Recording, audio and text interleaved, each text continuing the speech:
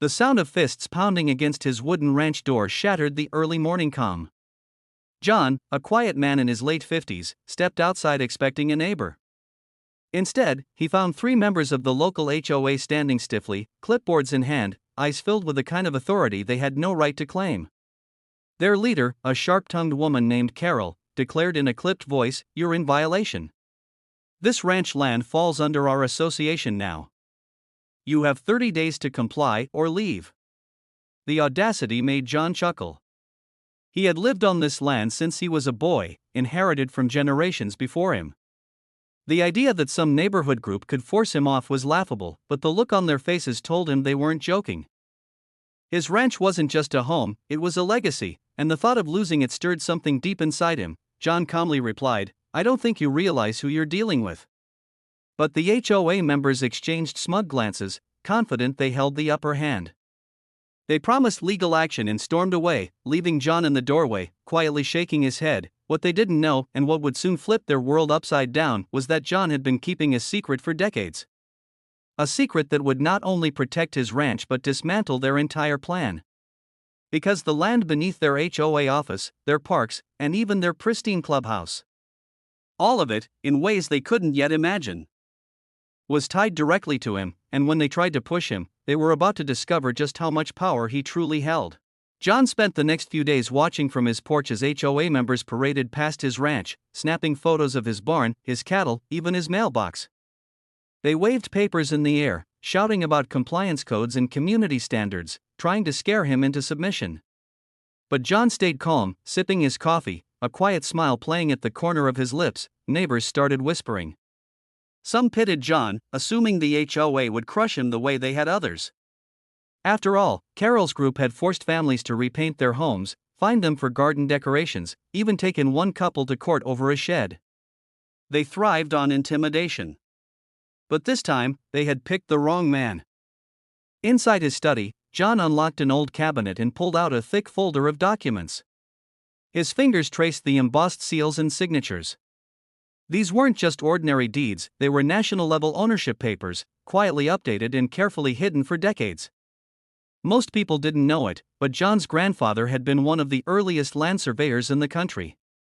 Through a combination of foresight, legal structuring, and inheritance, John's family controlled the land rights tied to countless modern developments, including HOAs. The irony was almost poetic. Here stood an HOA trying to threaten him off his own ranch, not knowing their entire office sat on land they essentially leased through his hidden network of ownership. As the HOA filed a formal complaint and prepared a court summons, John knew it was time. He wasn't going to fight back with anger or noise. He was going to reveal the truth in a way that no one would ever forget. The small-town courthouse buzzed with chatter as the HOA board marched in, smug and certain of victory.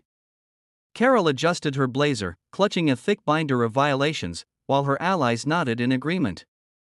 Across the aisle, John sat alone at a wooden table, calm as a man sipping coffee on his porch. The judge called the case. Carol launched into her tirade, listing alleged violations: unpainted barn siding, livestock too close to property lines, non-compliance with community beautification codes. Her voice dripped with triumph as she concluded, "We demand he vacate within 30 days. The courtroom murmured, some nodding, others frowning. Then the judge turned to John. He stood slowly, pulling a leather folder from his bag. With deliberate care, he laid the documents on the table, their embossed seals gleaming under the fluorescent lights. "Your Honor," John began, his voice steady, "this case is invalid. Because not only does my ranch not fall under their jurisdiction, but their entire office, every piece of land their bylaws sit upon, is registered under my family trust.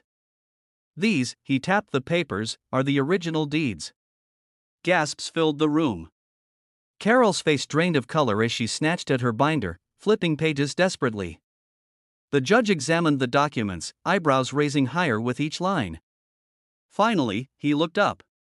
"Mrs. Carroll, based on this evidence, it appears your association has no legal standing over this man, or perhaps, not over much at all." The HOA board froze, realizing for the first time that they might have just picked a fight with the one person they should never have crossed. Word spread quickly. By the next morning, neighbors who once whispered about John in pity were now gathering at his gate, curious and hopeful. They asked questions: "Is it true you own their office? Can they really not touch you? John gave polite but guarded answers, never one to brag. Yet the story ignited something. Years of frustration against the HOA's endless rules bubbled to the surface. Meanwhile, Carol was in panic mode.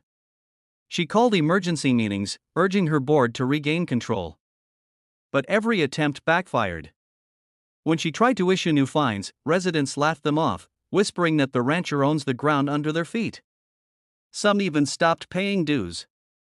Waiting to see how things played out, behind closed doors, Carol scrambled, reaching out to lawyers, only to be told the same thing. If John's documents held up, the HOA's authority was paper thin.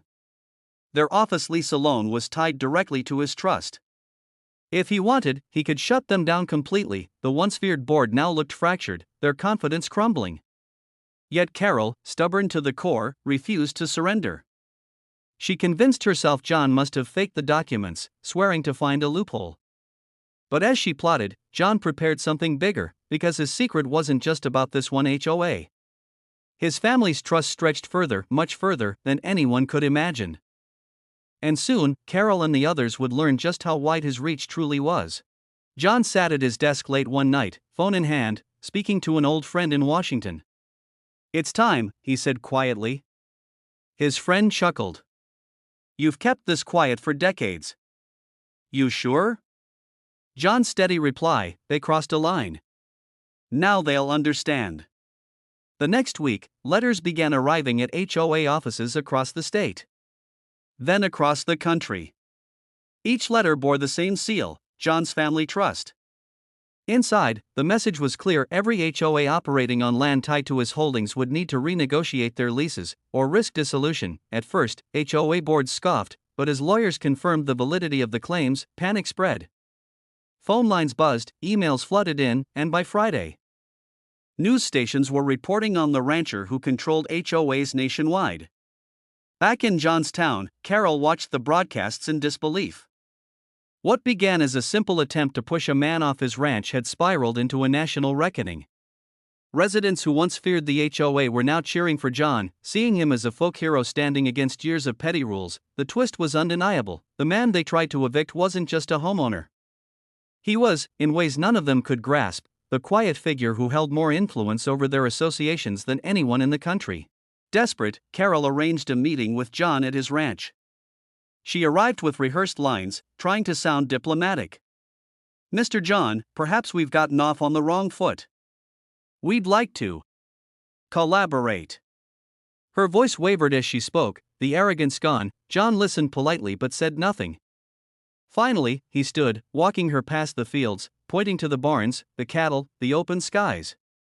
"This land has been in my family for generations," he said softly. "You thought you could threaten me with paperwork. But this ranch stands because we built it with our hands, and because we understood the law better than you ever could." Carol's mask cracked. She begged for terms, asking how the HOA could survive. John paused, then gave a small, knowing smile. "That's not my problem. My only concern is making sure people like you never bully families again."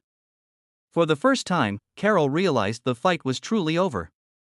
She walked away defeated, her once fearsome presence reduced to silence, but John wasn't finished.